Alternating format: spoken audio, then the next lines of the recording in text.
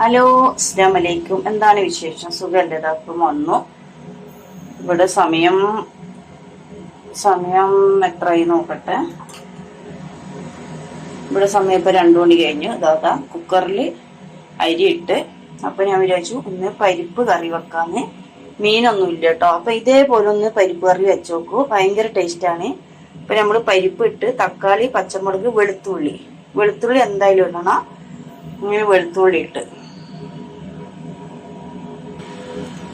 ഇപ്പൊ നമ്മള് വെളുത്തുള്ളി ഇട്ട് ഇനി ഇതിലേക്ക് നമ്മൾ ഇടുന്നത് തേങ്ങ ഒന്നും വേണ്ട കേട്ടോ. കുറച്ച് കളറിന് മഞ്ഞൾപ്പൊടി ഇട്ട്, പിന്നെ അതേപോലെ തന്നെ കുറച്ച് ഒരു 1/4 സ്പൂണ് മുളകും പൊടി ഇട്ട് 1 ഗ്ലാസ് വെള്ളം കേട്ടോ. 1 ഗ്ലാസ് വെള്ളം ഒഴിച്ചു കൊടുത്ത്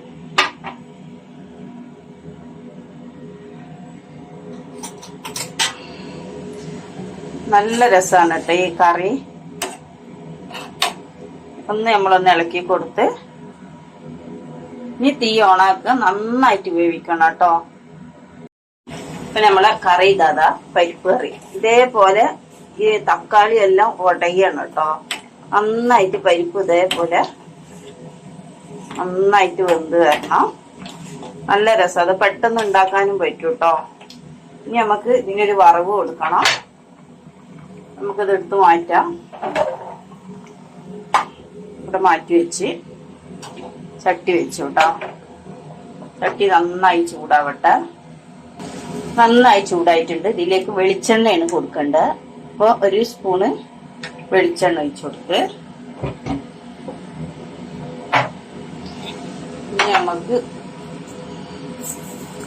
കടുക് ഇട്ട് കൊടുക്കാം. ജീരകം വേണമെങ്കിൽ ഇട്ട് കൊടുക്കും കേട്ടോ. എനിക്ക് ജീരകത്തിന്റെ ചൊയ ഇഷ്ടമല്ലാത്തതുകൊണ്ടാണ് ഞാൻ ജീരകം ഇട്ട് കൊടുക്കാത്തത്. എനിക്ക് ഇഷ്ടമല്ല.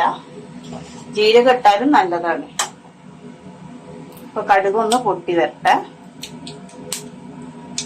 അപ്പൊ കടുകെല്ലാം നന്നായിട്ട് പൊട്ടി ഇതിലേക്ക് ചെറിയുള്ളി, വെളുത്തുള്ളി അതൊന്ന് ഇട്ട് കൊടുക്കുക. നന്നായിട്ട് മൂത്ത് വരണം കേട്ടോ. കരിയാൻ പാടില്ല.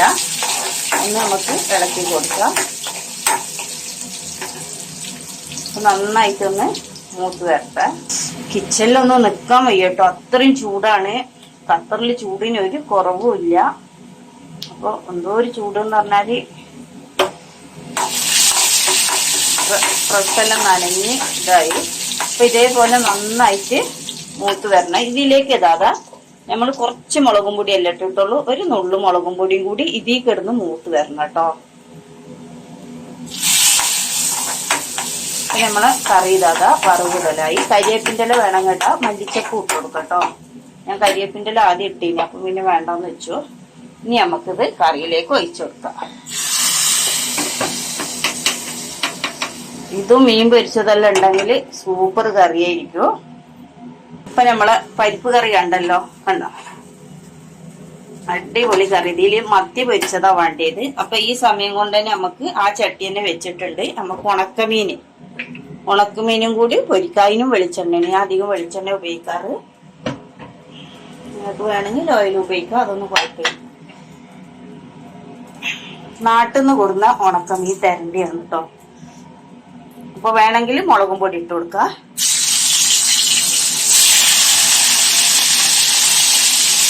ഒരു 5 കഷ്ണം ഉണക്കമീൻ.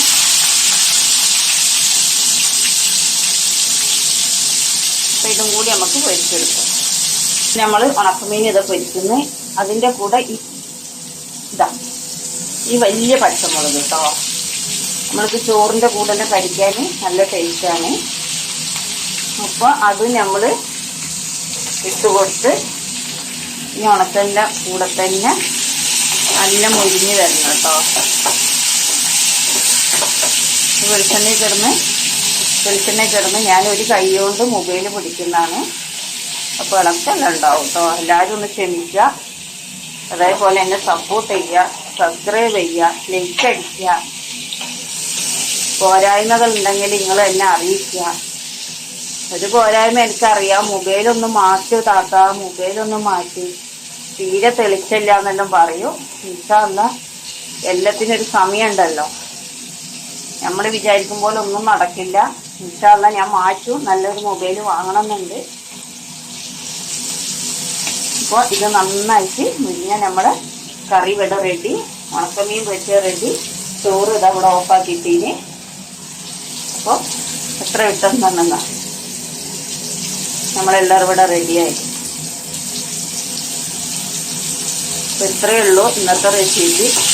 നമ്മൾ ജോലി കഴിഞ്ഞ് വന്നാൽ പെട്ടെന്ന് ഉണ്ടാക്കാൻ പറ്റുന്ന സംഭവമാണ് ഇതെല്ലാം.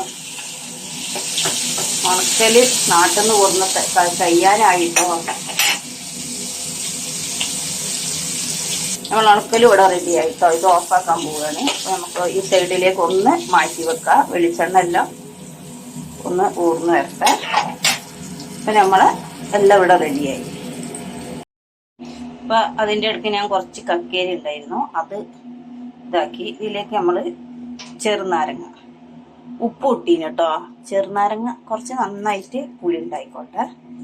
കുരുമുളക് കൂടി ഉണ്ടെങ്കിൽ നല്ലതാണ്. എൻ്റെ അടുത്ത് ഇല്ല, എൻ്റെ അടുത്ത് മുഴുവനായിട്ടുള്ള കുരുമുളക് പൊടിക്കാനുള്ള മിക്സി നന്നായിട്ട് കൈ കൊണ്ട് നന്നായിട്ട് നാണ്ടി കൊടുക്കുക.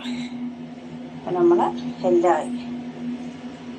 കക്കരിയായി, ഉണക്കമീൻ, പിന്നത്തെ ചമ്മന്തി കുറച്ച് ബാക്കിയുണ്ട്, പരിപ്പ് കറി, ചോറുമായി.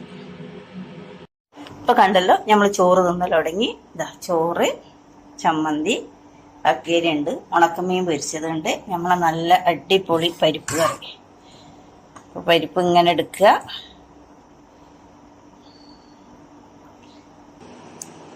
അപ്പോൾ കണ്ടല്ലോ, പരിപ്പ് ഇങ്ങനെ എടുക്കുക, ചോറിലേക്ക് ഒഴിച്ചു കൊടുക്കുക. പിന്നെ നമ്മൾ ചോറ് നന്നായി. പിന്നെ 4 കഷ്ണം ഇത്. പിന്നെ ഞാനത്തെ ചമ്മന്തി. ഈ ചമ്മന്തി ഭയങ്കര ടേസ്റ്റ് ആട്ടോ, ഇരിക്കും തോറും അത്. പിന്നെ നമ്മൾ ഒരു ഉണക്കൽ, ഒരു മുളക്. അപ്പോൾ കണ്ടല്ലോ. അപ്പോൾ ഈ പരിപ്പ് കറീൻ്റെ റെസിപ്പി ഇഷ്ടപ്പെട്ട എല്ലാവരും സബ്സ്ക്രൈബ് ചെയ്യുക, സപ്പോർട്ട് ചെയ്യുക, ലൈക്ക് അടിക്കുക. അപ്പോൾ എല്ലാവരും ഒന്ന് സബ്സ്ക്രൈബ് ചെയ്തിട്ട് പിന്നെ സപ്പോർട്ട് ചെയ്യണം പ്ലീസ്. അപ്പോൾ സബ്സ്ക്രൈബറും എല്ലാം കുറവാണ്, അതേപോലെ ആരും കാണുന്നില്ല. പ്ലീസ് ഒന്ന് എന്നെ സപ്പോർട്ട് ചെയ്ത് മുന്നോട്ട് കൊണ്ടുപോകണം. നിങ്ങൾ ഒരാൾ സബ്സ്ക്രൈബ് ചെയ്യുമ്പോൾ നമ്മൾ വിചാരിക്കുന്ന ഇന്ന ഒരാളെങ്കിലും ചെയ്തല്ലോ എന്നുള്ള പ്രതീക്ഷയാണ് വീണ്ടും ഇടാൻ തോന്നുന്നത്. അപ്പോൾ എല്ലാവർക്കും നല്ലത് വരട്ടെ എന്ന് ആശംസിച്ചുകൊണ്ട് ഓക്കെ, ബൈ ബൈ.